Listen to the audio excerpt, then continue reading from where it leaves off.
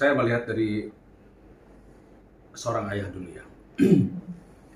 Seorang ayah itu bagaimanapun tidak boleh kehilangan harapan sekecil apapun terhadap memperjuangkan keluarganya. Jadi walaupun saat ini keluarga sudah ikhlas, kemudian dari pihak kepolisian juga sudah mengeluarkan yellow notice, apapun upaya, tetapi menurut saya beliau tidak boleh lose hope. Sebagai seorang ayah tidak boleh lose hope. Karena apa? Yang kita cari saat ini bukanlah soal keselamatan atau tidak selamat, tetapi keberadaan. Ya, keberadaan itulah yang akan sangat menentukan sekali dasar pencarian seorang ayah kepada anaknya. Jadi oleh karena itu saya juga tetap mensupport Kang Emil untuk tetap melakukan upaya. Ya.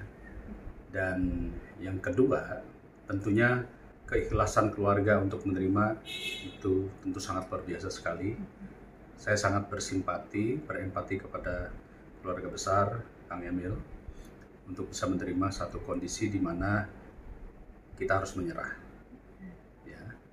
Di mana-mana sudah melaksanakan sholat gaib, artinya itu juga sebagai tanda bahwa upaya manusia sudah sampai pada batasannya dan kita menyerahkan kepada Yang Maha Kuasa. Gitu. Jadi saya berprinsip seorang ayah tetap akan terus mencari apapun yang nanti kita akan dengar berita-berita di kemudian hari. Saya mencoba melihat juga sebagai posisi seorang politisi, sebagai seorang katakanlah pemimpin, memang tidak boleh terlihat seorang pemimpin itu patah, ya. Walaupun hatinya, saya yakin saat ini beliau dan keluarga sangat, ya mungkin kita pahamilah kondisi saat ini. Tetapi bagaimanapun seorang pemimpin tidak boleh terlihat patah. Karena bagaimanapun juga, beliau memimpin sebuah provinsi dengan jumlah penduduk terbesar di Indonesia, katakanlah kita sebut 50 juta. Semua rakyat di Jawa Barat, warga Jawa Barat semua sudah mendoakan. Dan warga Jawa Barat masih membutuhkan Kang Emil. Artinya selama beliau memimpin sebagai gubernur, beliau harus tetap menunjukkan bahwa beliau harus tegar sebagai seorang gubernur. Jadi the point is adalah kepentingan negara, kepentingan rakyat di atas kepentingan keluarga. Itu poinnya. Ketika seseorang diturunkan ke liang lahat, maka kita semua juga nanti yang umat Islam pasti akan diazankan. Dan siapa yang mengazankan? Ya keluarga terdekat.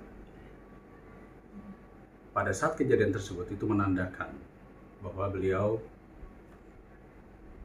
sudah menerima keadaan yang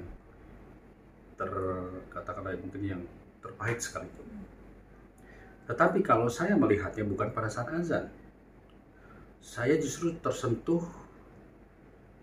pada saat Kang Emil turun ke sungai dengan tongkat mencari-cari, dan saya itu di situ saya ikut merasakan. Karena apa?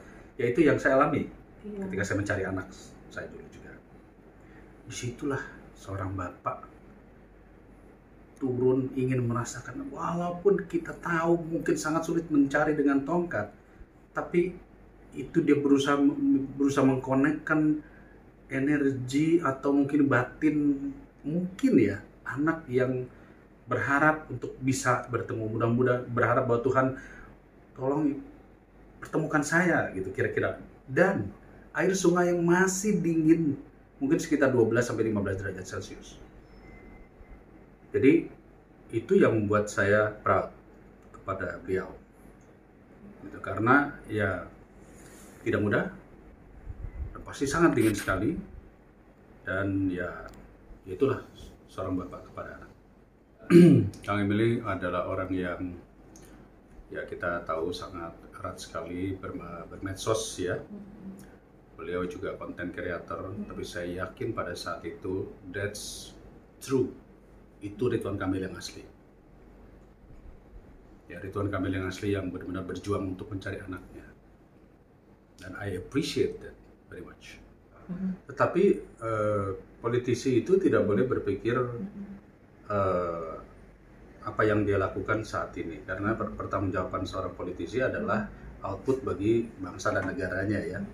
Saat ini saya tidak melihat, maaf Kang Emil, dari sisi sebagai seorang gubernur, saya melihat sebagai seorang ayah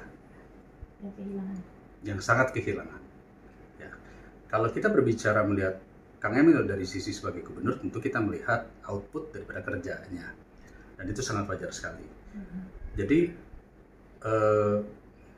sekali lagi saya melihat begitu banyak doa itu harus diaminkan, ya.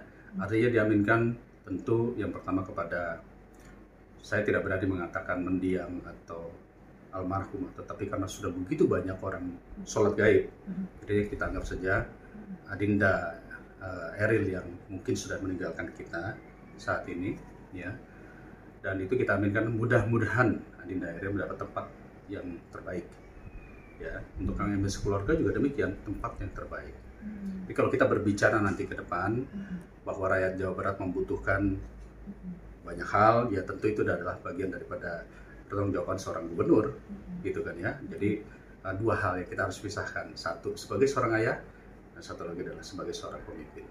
Ya, memang saya beberapa kali ke Bandung ya, berupaya untuk ketemu, tapi waktunya karena Kang Emil mundur baru hari ini, ya baru hari ini. Kemarin kalau saya tidak salah pulang ya. Jadi tentu saya berharap tetap saya akan nanti menjumpai ya Kang Emil. Tapi tadi saya melihat ada mungkin ribuan papan bunga. Ya, mungkin salah satunya diantaranya ada saya mungkin di situ ya. Yang mungkin juga belum tentu terbaca semua.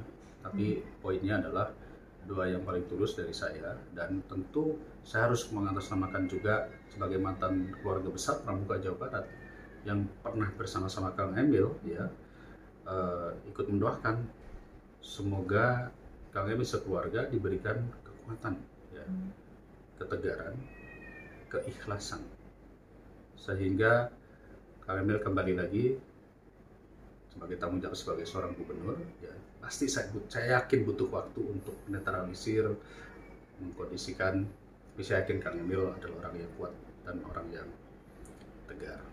Dan yang terakhir tentunya adalah yang luar biasa sekali adalah Teh Atalia, Ibu Atalia. Saya tidak tahu ceritanya benar atau tidak, tetapi saya mendengar bahwa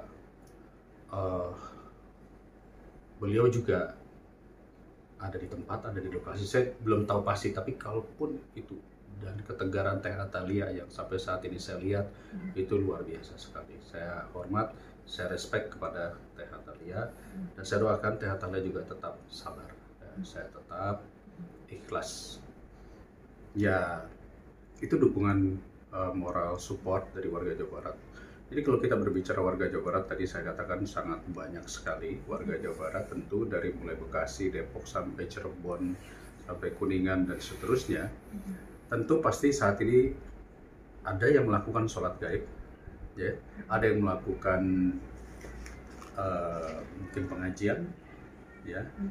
Beberapa kali saya dalam sambutan pun juga mengajak audiens untuk mari kita sama-sama mengirimkan Al-Fatihah, tapi tidak perlu diekspos di TV. Poinnya, artinya itu adalah doa warga Jawa Barat yang tulus dan ikhlas.